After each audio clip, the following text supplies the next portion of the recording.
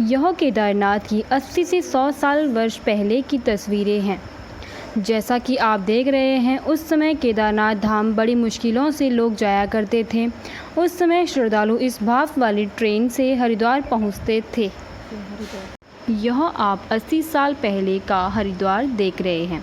यह सामने हर की पौड़ी, और उस समय आप देख रहे हैं कि गंगा नदी कितनी साफ़ और सुंदर दिख रही है।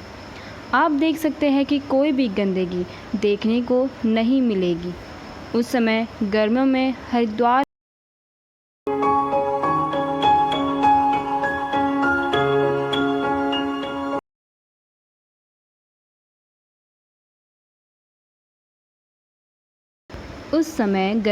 हरिद्वार में कितने कम लोग हुआ करते थे।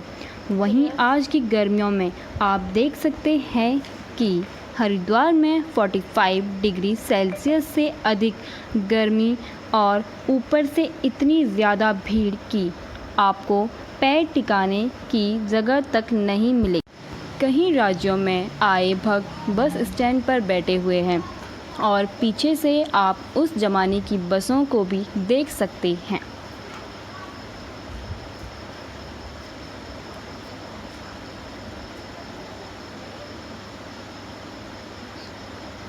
यह सामने लक्ष्मण झूले में जाते हुए लोग दिखाई दे रहे हैं, जहां अब आप पुराने ऋषिकेश को देख सकते हैं। अब आप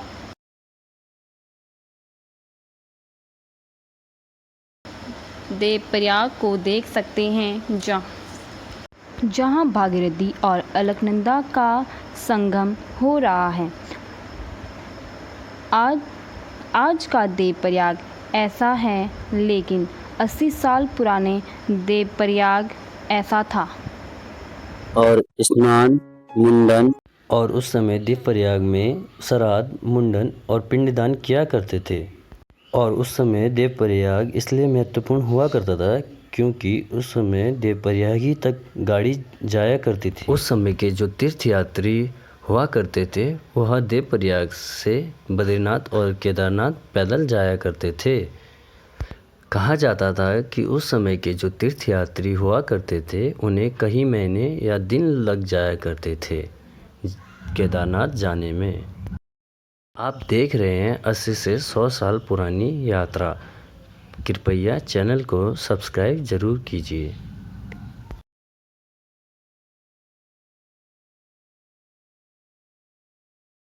प्रयाग से पैदल चलने के बाद अगला पड़ाव पौड़ी और श्रीनगर हुआ करता था, क्योंकि उस समय बस या कुछ वाहन की सुविधा नहीं हुआ करती थी। कई किलोमीटर चलने के बाद रुद्रप्रयाग पहुंचा करते थे, जहां अलकनंदा और मंदाकिनी नदी का संगम होता है। और रुद्रप्रयाग से पैदल चलने के बाद जैसे तैसे सैकड़ों यात्री अगले पड़ाव पे पहुंचते थे, जो कि गुप्त काशी हुआ करता था। और ये हम 80 या 100 साल पुराना काशी विश्वनाथ मंदिर देख रहे हैं, जहां काशी के भगवान काशी विश्वनाथ विराजमान हैं।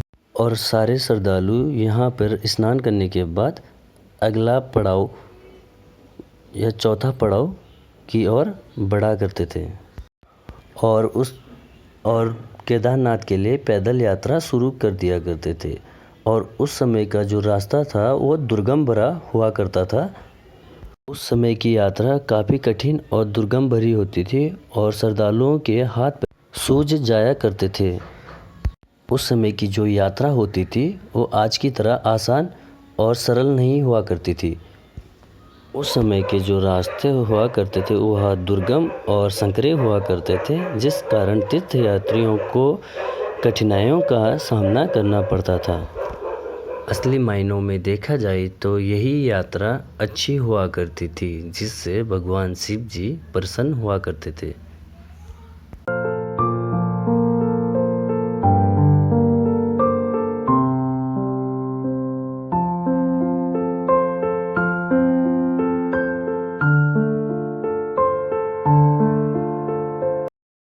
और केदारनाथ पैदल यात्रा के दौरान बीच में त्रिजुगी नारायण मंदिर है, जहाँ पे श्रद्धालु लोग विश्राम करके केदारनाथ धाम के लिए आगे जाया करते हैं। और विश्राम करने के बाद यहाँ से लोग पैदल यात्रा केदारनाथ के लिए शुरू किया करते थे। और यहाँ पर शंकर और पार्वती जी का विवाह भी हुआ था। और यहाँ पे सदियों से जलती आ रही ज्योत आज भी इसी तरीके से जल रही है जिस तरीके से पहले जला करती थी। त्रिजुगी नारायण के बाद तीर्थयात्री सोनप्रयाग पहुँचा करते थे। और उस समय मंदाकिनी नदी के ऊपर पुल नहीं हुआ करता था, तो जैसे तैसे तीर्थयात्री मंदाकिनी नदी को पार करके गौरीकुंड पहुँचा करते थे। आपको पता ही है कि गौरीकुंड काफ़ी ठंडा तीर्थ स्थल है, फिर भी यहाँ का जो गर्म कुंड है वह गर्म पानी से बना हुआ है, जहाँ पर तीर्थयात्री अपनी थकान मिटाकर केदारनाथ की यात्रा फिर से आरंभ करते हैं। और 15 किलोमीटर तय करने के बाद केदारनाथ पहुंच जाया करते थे। हाँ जी, वही केदारनाथ जहां पर तीर्थयात्रियों का सपना हुआ करता था आने का। यह वही मोक्ष धाम है जहां शिव भगवान ने बैल या नंदी के रूप में पांडवों को अपने दर्शन दिए थे। इस शिव अवतारित शिव मंदिर में बैल रूपी कुबड़ की पूजा करते हैं। आप यह 80 से 100 साल पुरानी वीडियो देख रही हैं। अगर आपको वीडियो पसंद आती है तो चैनल को सब्सक्राइब ज़रूर कीजिए और मैं आपके लिए चारों धाम की ऐसी पुरानी वीडियो ज़रूर लेके आऊँगा।